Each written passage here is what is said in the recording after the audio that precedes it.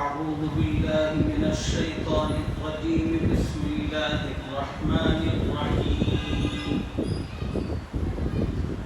وآية لهم الليل نسلخ منه النهار فإذا هم مظلمون والشمس تجري لمستقر لها ذلك تقدير العزيز العليم والقمر قدرناه منازل حتى عاد كالعرجون القديم لا الشمس ينبغي لها أن تدرك القمر ولا الليل سابق النهار وكل في فلك يسبحون وآية لهم أنا حملنا ذريتهم في الفلك المشحون وخلقنا لهم من مثله ما يركبون وإن نشأ نغرقهم فلا صريخ لهم ولا هم ينقذون إلا رحمة منا ومتاعا إلى حين وإذا قيل لهم اتقوا ما بين أيديكم وما خلفكم لعلكم ترحمون وما تأتيهم من آية من آيات ربهم إلا كانوا عنها معرضين وإذا قيل لهم أنفقوا مما رزقكم الله قال الذين كفروا للذين آمنوا أنطعم من لو يشاء الله أطعمه إن أنتم إلا في ضلال مبين ويقولون متى هذا الوعد إن كنتم صادقين ما ينظرون إلا صيحة واحدة تأخذهم وهم يخصمون فلا يستطيعون توصية ولا إلى أهلهم يرجعون صدق الله العظیم. گزشتہ سبق میں آپ حضرات کے سامنے قرآن پاک کی جن آیتوں کا خلاصہ عرض کیا گیا تھا اور ابھی ہم نے آپ کی خدمت میں قرآن پاک کی جن آیتوں کی تلاوت کی ہے ان میں سے ابتدائی آیتوں میں اللہ نے کل ہی کا مضمون بیان فرمایا ہے، یعنی اللہ نے گزشتہ سبق میں جو آیتیں گزری ان آیتوں میں اپنی قدرت کی کچھ نشانیاں بیان فرمائی تھی اور اپنے بندوں کو دعوت دی تھی، اے ہمارے بندوں ہماری بیان کردہ قدرت کی ان نشانیوں میں غور کرو تو تمہیں سمجھ میں آئے گا کہ اللہ ایک ہے، وہی ہر قسم کی قوت و طاقت کا مالک ہے۔ اور ان آیتوں میں غور کرنے سے دوسری بات یہ بھی سمجھ میں آتی ہے قیامت ضرور آئے گی اور قیامت کا آنا برحق ہے۔ ابھی جو آیتیں میں نے پڑھی ہیں اس کی ابتدائی آیتوں میں قدرت کی کچھ اور نشانیوں کا ذکر ہے۔ وَآیَةٌ لَهُمُ اللَّيْلُ، اللہ فرما رہے ہیں کہ ہماری قدرت کی نشانیوں میں ایک نشانی رات ہے۔ رات اللہ تعالیٰ کی قدرت کی بڑی زبردست نشانی ہے۔ رات جب آتی ہے تو انسان دن بھر محنت و مشقت کرتا ہے، مختلف قسم کے کام کرتا ہے، ان کاموں کے نتیجے میں انسان کے جسم میں جو قوت اور توانائی ہوتی ہے وہ ختم ہوتی ہے۔ بالکل اسی طرح جس طرح سیل فون کے اندر جو بیٹری ہوتی ہے وہ وقت گزرنے کے ساتھ جس طرح وہ بیٹری ختم ہوتی ہے، ایسے ہی انسان کا معاملہ ہے۔ جب وہ دن بھر محنت و مشقت کرتے کرتے شام کے قریب آتا ہے تو اس کی پوری توانائی نچوڑ لی جاتی ہے۔ اب انسان کو ضرورت ہوتی ہے آرام کی تاکہ اپنی تحلیل شدہ قوت و طاقت کو وہ پھر سے دوبارہ حاصل کر سکے۔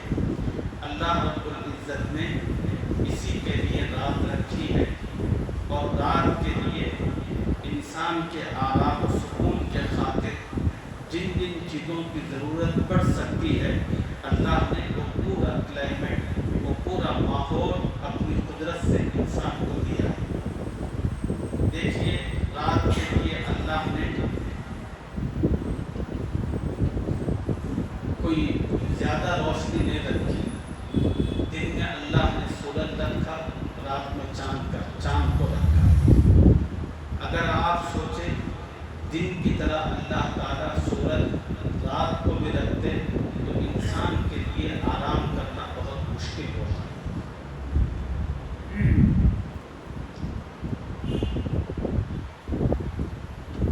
اسی کو اللہ فرما رہے ہیں وَآیَةٌ لَهُمُ اللَّيْلُ، اور ہماری قدرت کی نشانی رات ہے، نَسْلَخُ مِنْهُ النَّهَارَ، اس سے ہم دن کو کھینچ لیتے ہیں۔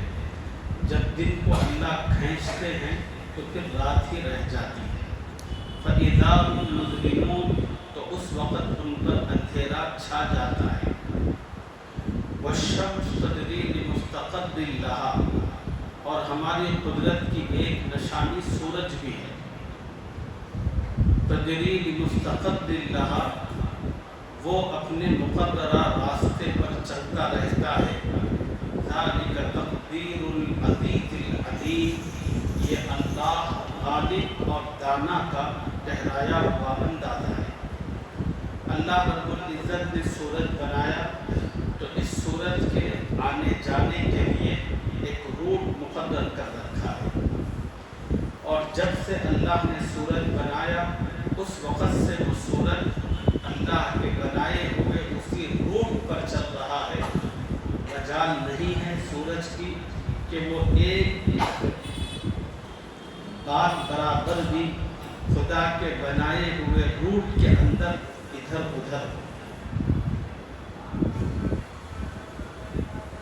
حدیث پاک میں آتا ہے روزانہ سورج اپنی مقدرہ رفتار کو پورا کرتا ہے، اور شام جب ہوتی ہے تو عرش الہی کے نیچے پہنچتا ہے اور اللہ کو سجدہ کرتا ہے، اور سجدہ کر کے اللہ سے پوچھتا ہے اے اللہ کیا میں پھر نکلوں؟ اللہ تعالیٰ فرماتے ہیں کہ ہاں نکل۔ تو سورج پھر دوسرے دن اپنی اسی مقدرہ رفتار سے نکلتا ہے اور اپنی رفتار کو پورا کر کے پھر اللہ کی عرش کے نیچے پہنچتا ہے۔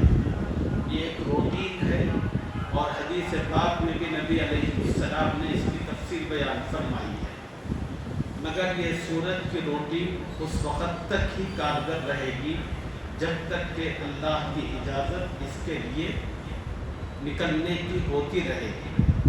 حدیث میں آتا ہے کہ ایک وقت ایسا بھی آئے گا کہ سورج روز کے معمول کے مطابق اپنی روٹین پوری کر کے عرش الہی کے نیچے پہنچ کر سجدہ کرے گا اور خدا سے پوچھے گا کہ اے اللہ کیا میں اپنی حرکت پھر جاری رکھوں؟ اللہ تعالیٰ اس دن سورج سے کہیں گے نہیں، اب اپنی حرکت کو معکوس کر۔ معکوس کا مطلب یہ ہے کہ اب الٹا چل۔ چنانچہ روزانہ ہوتا یہ ہے کہ سورج مشرق سے نکلتا ہے، مغرب کی طرف چلتا ہے۔ سورج نکلتا کدھر سے ہے؟ مشرق سے نکلتا ہے، اور اس کا غروب مغرب میں ہوتا ہے۔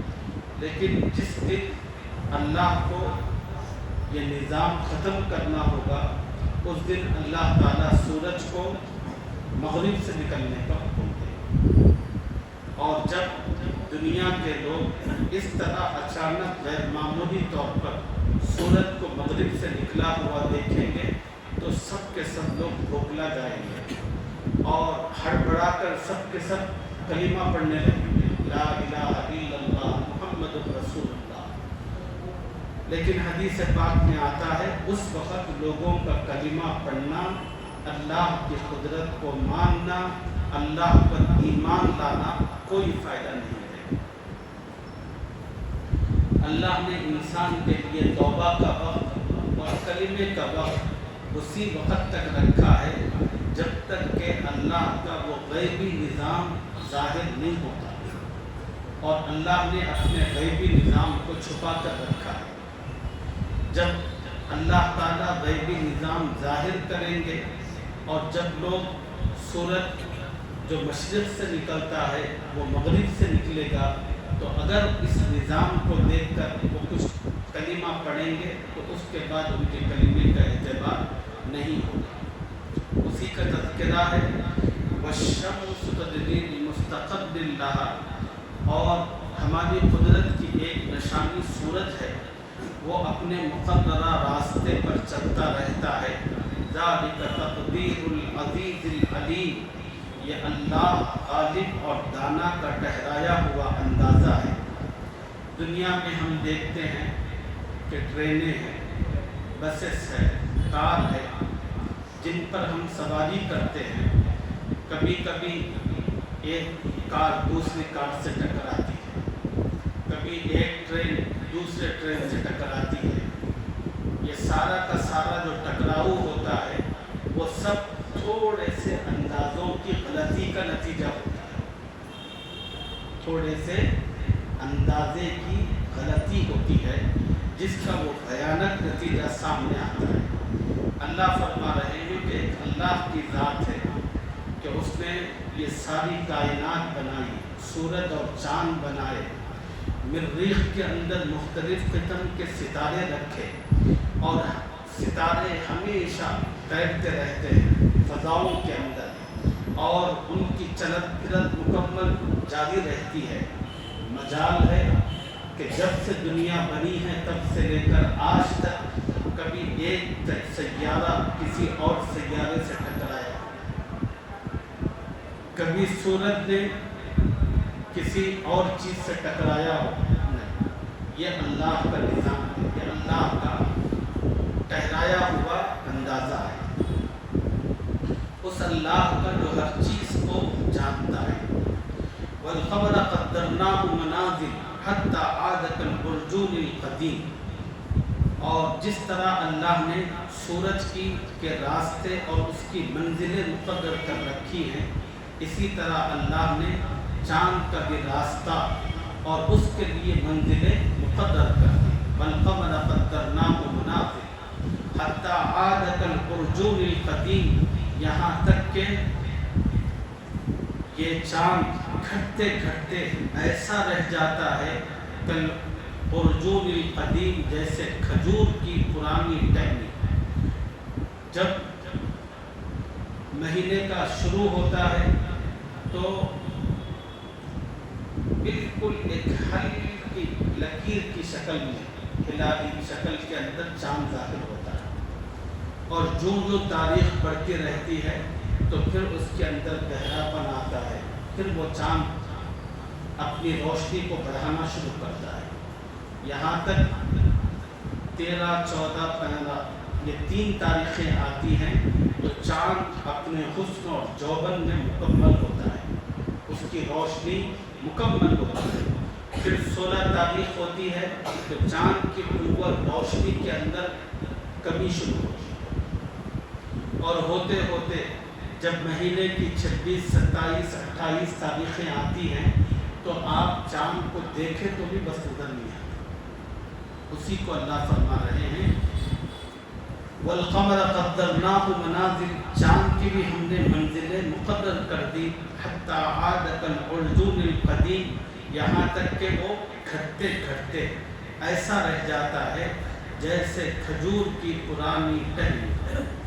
لَلشَّمْسُ يَنبَغِي لَهَا أَن تُدْرِكَ الْقَمَرَ وَلَا اللَّيْلُ سَابِقُ النَّهَارِ، نہ سورج کی مجال ہے کہ چاند کو جا پکڑے اور نہ رات ہی دن سے آگے بڑھ سکتی ہے۔ وَكُلٌّ فِي فَلَكٍ يَسْبَحُونَ، اور سب اپنے اپنے دائرے میں تیر رہے ہیں۔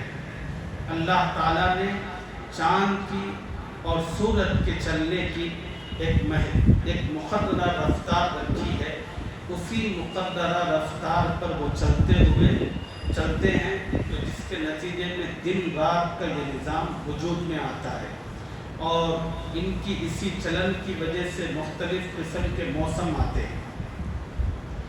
اللہ نے چاند کو زمین سے تقریباً 2,40,000 کی میل پر رکھا ہے یہ چاند۔ اب وہ چاند اتنی دوری سے اپنی دھیمی روشن کرنیں ڈالتا ہے، اس کے نتیجے میں اس وقت دنیا کا یہ کلائمیٹ ہے، اور اللہ تعالیٰ نے اسی کلائمیٹ کو برقرار رکھنے کے لیے چاند کو اس مسافت پر رکھا ہے۔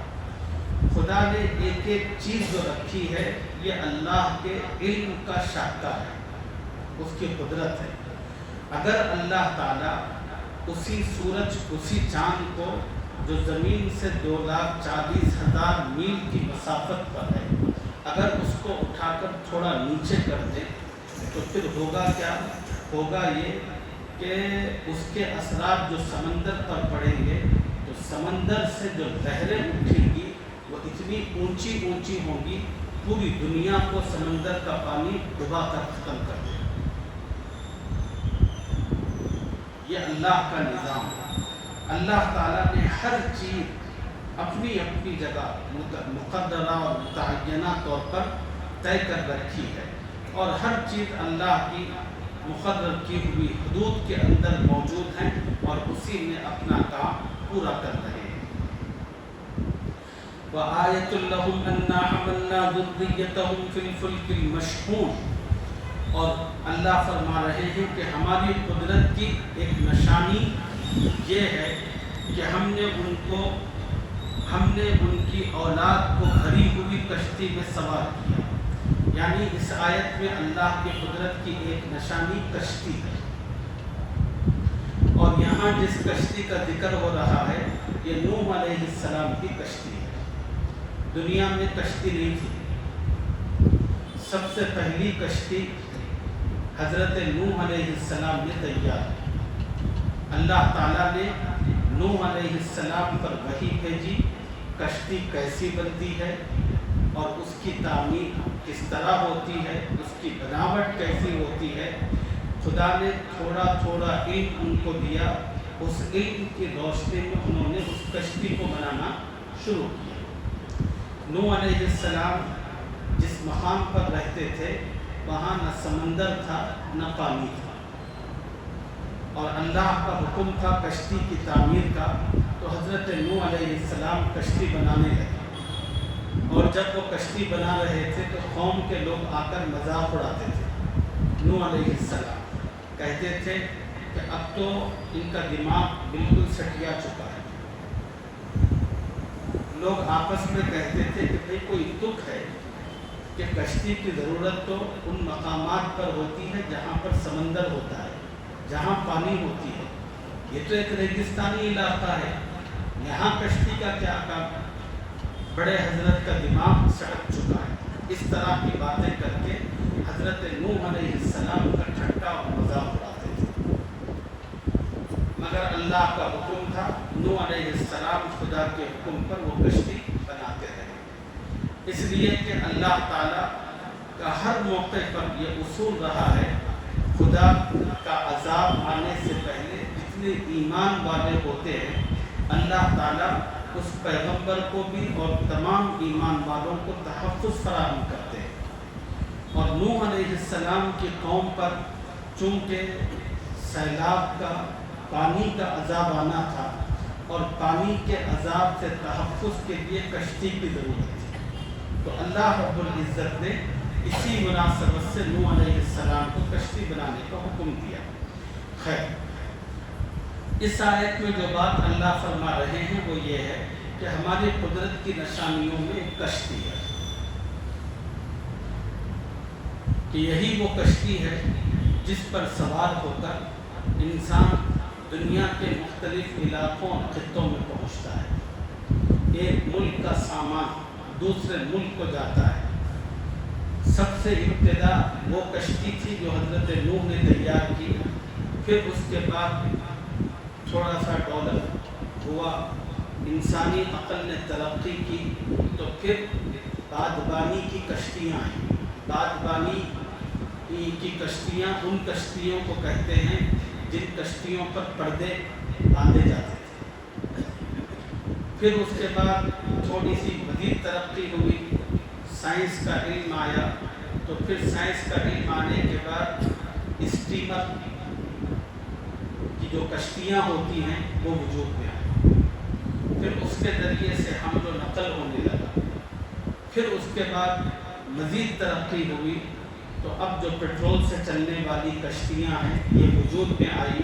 اب اتنی بڑی بڑی کشتیاں ہیں جو لاکھوں ٹن وزنی سامان اٹھا کر ایک جگہ سے دوسری جگہ پہنچتی ہیں۔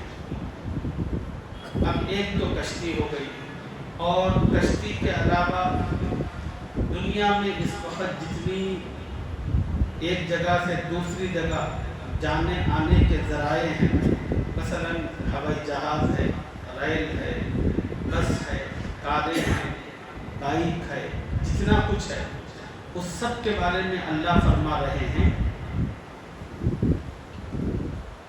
وَآیَةٌ لَهُمْ أَنَّا حَمَلْنَا ذُرِّيَّتَهُمْ فِي الْفُلْكِ الْمَشْحُونِ، اور ہماری قدرت کی ایک نشانی یہ ہے کہ ہم نے ان کے آبا و اجداد کو بھری ہوئی کشتی میں سوار کیا، وَخَلَقْنَا لَهُم مِّن مِّثْلِهِ مَا يَرْكَبُونَ، اور ہم نے ان کے لیے کشتی ہی جیسی ایسی ہی چیزیں پیدا کی جن پر وہ سوار ہوتے ہیں۔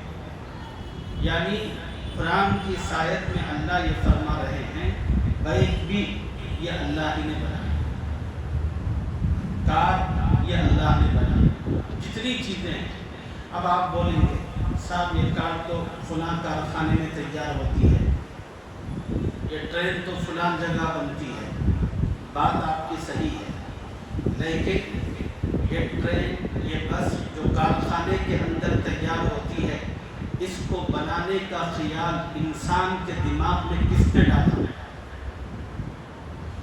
اور وہ خیال جس دماغ کے اندر آیا وہ دماغ کس کا پیدا کرتا ہے؟ اللہ کا پیدا کرتا۔ اب یہ چیزیں بنانے کے لیے جس مٹیریل کی ضرورت تھی، یہ مٹیریل کس کے باپ نے لایا؟ یہ اللہ کا بنایا۔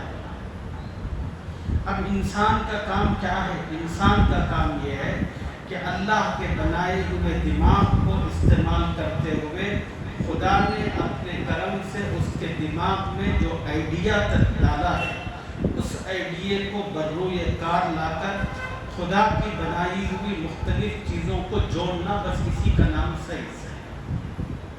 اللہ کی بنائی ہوئی مختلف جو چیزیں زمین میں موجود ہیں، انہی چیزوں کو آپس میں ملانا، جوڑنا، اسی کا نام سائنس ہے۔ اسی کو اللہ فرما رہے ہیں وَآیَةٌ لَهُمْ أَنَّا حَمَلْنَا ذُرِّيَّتَهُمْ فِي الْفُلْكِ الْمَشْحُونِ، کہ ہماری قدرت کی نشانیوں میں ایک نشانی سب کشتی ہے۔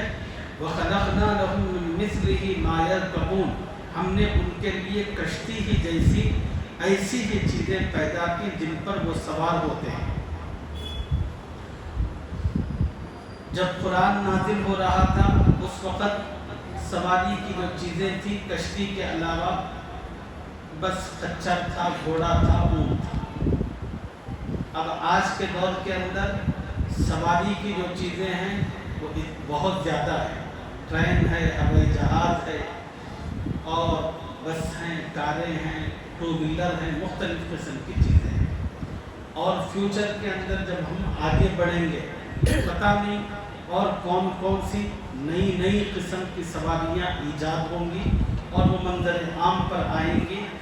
جو سواریاں پہلے تھیں اور جو سواریاں اب ہیں اور جو سواریاں فیوچر میں آئیں گی، یہ سب کے سب اللہ کی ہیں، اور ان سب کو وجود دینے والے اللہ ہیں۔ وَخَلَقْنَا لَهُم مِّن مِّثْلِهِ مَا يَرْكَبُونَ وَإِن نَّشَأْ نُغْرِقْهُمْ فَلَا صَرِيخَ لَهُمْ وَلَا هُمْ يُنقَذُونَ،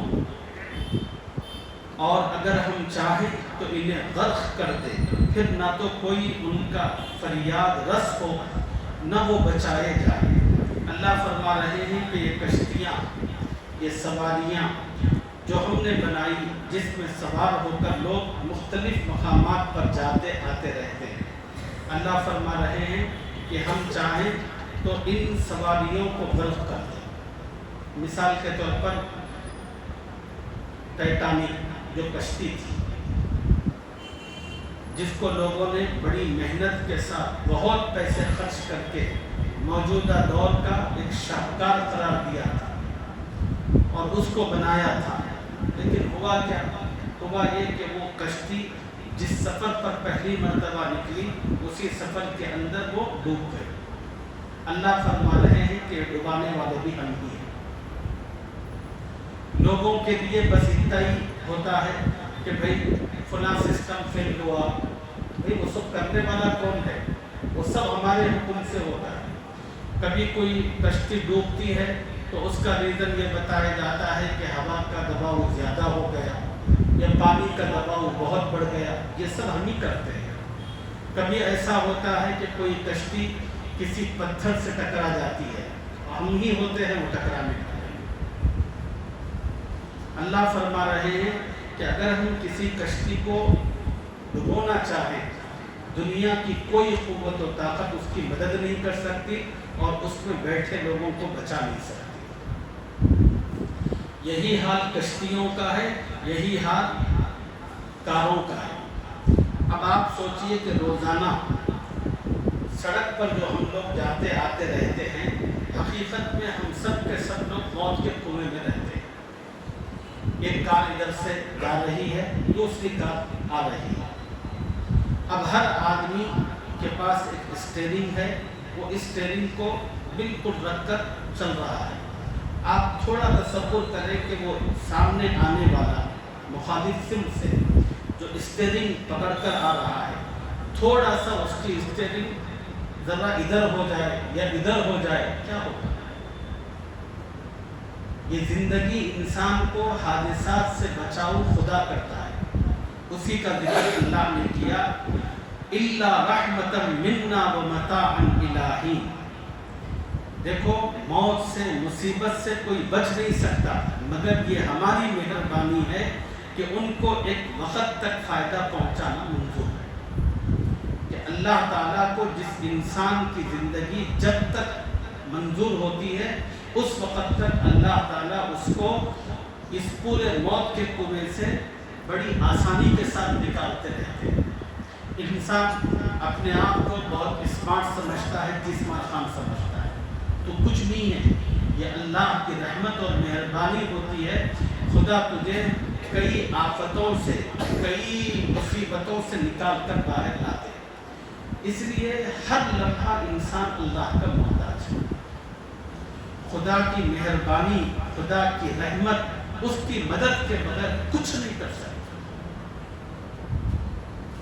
اسی لیے حکم ہے بار بار کہ اے ایمان والو، جب بھی کوئی کام کرو تو اللہ کا نام لیا کرو، اللہ کا شکر ادا کرو۔ یہ جو خدا کا نام لینا، خدا کا شکر ادا کرنا، یہ اسی واسطے ہے کہ اے اللہ مجھ گنہگار پر اپنی مہربانی کے سلسلے کو جاری رکھ۔ اے اللہ جس طرح اب تک تو میری مدد کرتا رہا، اے اللہ اسی طرح مدد کے سلسلے کو مجھ پر باقی رکھ۔ یہی ہے بسم اللہ کا مطلب۔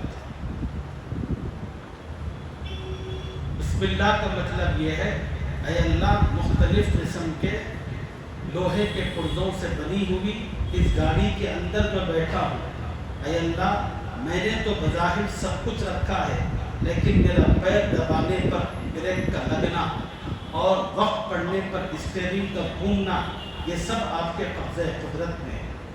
اے اللہ آپ نے عقل جیسی نعمت دی، اس کے نتیجے میں اس کا استعمال کرتے ہوئے میں ان چیزوں کو صحیح استعمال کر رہا ہوں۔ اگر تھوڑا سا میرا دماغ چلاتے ہوئے تھوڑا سا بگڑ جائے، خراب ہو جائے، تو جہاں پر مجھے ریس لگانا ہوگا وہاں بریک مار دوں گا، جہاں بریک لگانا ہوگا وہاں ریس لگاؤں گا۔ اب آپ سوچئے تھوڑی سی اندازے کی غلطی ہو تو کیا اس کا نتیجہ ہو سکتا ہے؟ یہی تو اللہ فرما رہا ہے، وَإِن نَّشَأْ نُغْرِقْهُمْ فَلَا صَرِيخَ لَهُمْ وَلَا هُمْ يُنقَذُونَ۔ اور اگر ہم چاہیں تو انہیں غرق کر دیں، پھر نہ تو کوئی ان کا فریاد رس ہو، نہ وہ بچائے جائیں۔ إِلَّا رَحْمَةً مِنَّا، مگر یہ ہماری مہربانی ہے، ومتاعا الہی، کہ ان کو ایک وقت تک فائدہ پہنچانا منظور ہے، تو اللہ تعالیٰ انسان کو بچاتے ہیں۔ مثال کے طور پر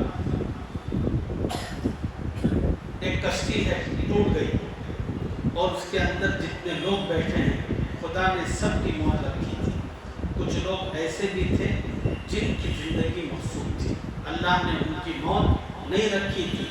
ہونا تو یہ چاہیے تھا کہ جب کشتی ٹوٹی، جہاں سب مرے تو ان کو بھی مرنا چاہیے تھا،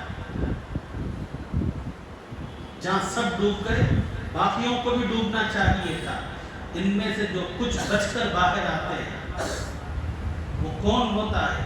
اللہ فرما رہے ہیں ہم بچا کر لاتے، ہم اسباب بناتے ہیں، اور ہم کچھ تختوں کو یا کسی چیز کو یا اس کو ڈھکل کر پانی کے ذریعے کسی چیز کے ذریعے ایسی جگہ پہنچاتے ہیں پھر جہاں سے وہ راحت پا کر کنارے پر آتا ہے۔ اللہ فرما رہے ہیں یہ کون کرتا ہے؟ یہ میں کرتا ہوں۔ اب آپ دیکھیے کہ روڈوں پر ہم جو کاروں پر جاتے ہیں حادثات ہوتے ہیں، بعض مرتبہ جو حادثے ہوتے ہیں ایک گاڑی سامنے کی گاڑی کو جو مارتی ہے تو ایسا پچک جاتی ہے، لیکن حیرت ہوگی آپ کو یہ دیکھ کر، گاڑی تو پچک گئی لیکن اس کے اندر جو بیٹھا ہوا آدمی ہے اس کے بال تک میں کوئی خراش نہیں ہوتی۔ آدمی کا اندازہ یہ ہوتا ہے کہ بھئی گاڑی کی جو حالت ہے، اندازہ تو یہ ہوتا ہے کہ اس میں بیٹھا ہوا آدمی تو چٹی بن چکا ہوتا ہے۔ اللہ فرما رہے ہیں کہ کون ہے ان کو بچانے والا؟ ہم ہوتے ہیں۔ ہمارا ایک نظام ہے قدرت کا، اور اللہ کے فرشتے ہیں جو ہمتاً انسان کی طرف رہتے ہیں۔ جب تک اللہ کا حکم نہیں ہوتا، انسان کی موت نہیں مقدر نہیں ہوتی، ان حادثات سے وہ فرشتے انسان کو اچھال دیتے ہیں۔ آدمی کہتا ہے کہ بھئی گاڑی آ رہی تھی، میرے خود نہیں معلوم میں کیسا ادھر چلا گیا۔ کتنی مرتبہ ہوتا ہے؟ وہ کون ہوتا ہے؟ وہ فرشتے ہوتے ہیں۔ اللہ کے حکم سے انسانی زندگی کو ان آفتوں سے ٹھیل کر دور لے جاتے ہیں۔ اسی کو اللہ فرما رہے ہیں وَإِن نَشَأْ نُغْرِقْهُمْ فَلَا صَرِيخَ لَهُمْ وَلَا هُمْ يُنقَذُونَ، اور اگر ہم چاہیں تو انہیں غرق کر دیں، اور خدا غرق کر دیں تو کوئی ان کی داد رسی نہیں کر سکتا، پھر نہ تو کوئی ان کا فریاد رس ہو، وَلَا هُمْ يُنقَذُونَ، نہ ریسکیو کیا جا سکتا ہے، نہ وہ بچائے جائیں۔ إِلَّا رَحْمَةً مِنَّا، فریاد رسی ہونا، بچنا یہ ہماری مہربانی ہے، وَمَتَاعًا إِلَىٰ، اور ان کو ایک وقت تک فائدہ پہنچانا منظور ہے۔ اب کچھ اور مضمون رہ گیا، انشاءاللہ بچا ہوا مضمون اگلے سبق میں آپ حضرات کی خدمت میں عرض کریں گے۔ اللہ رب العزت اپنے کرم سے مجھے اور آپ کو اس کی قدرت کو سمجھتے ہوئے اس کی نافرمانی سے بچنے، اس کی فرما برداری کرنے، اس کی شکر گزاری کے ساتھ ماں باقی زندگی گزارنے کی ہم سب کو توفیق عطا فرمائے، آمین یا رب العالمین۔ سبحان اللہ و بحمدہ، سبحانک اللہم